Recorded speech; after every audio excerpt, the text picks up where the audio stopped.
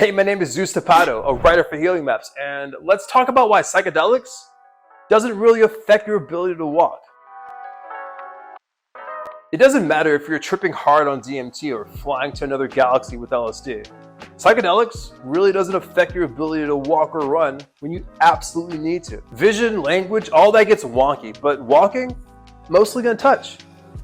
That's dope, but here's why. With your hearing and vision, most of that information or data you get from looking around and listening to your surroundings, all that gets processed in the V1 and A1 systems in the brain.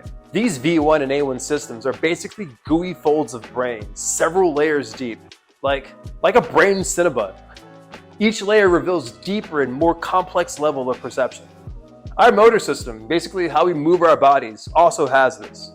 It's called the M1 system, but this is for mostly fine motor movements like threading a needle for socks or using your fingers to share this video with all your friends. Interestingly enough, you don't need your M1 motor system to walk. Technically, you don't even need your brain to walk. Just chop your head right off and you can still walk around. It's crazy but true.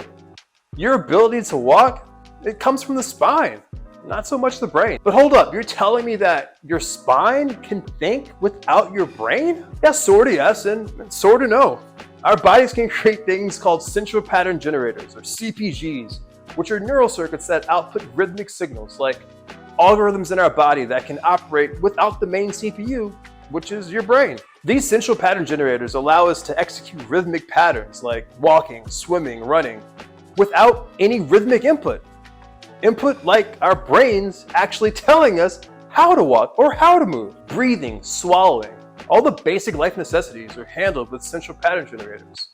And psychedelics doesn't affect any of it. Some of you may have experienced trouble walking, maybe even spatial distortions when you try to put your foot down while having a hefty psychedelic trip.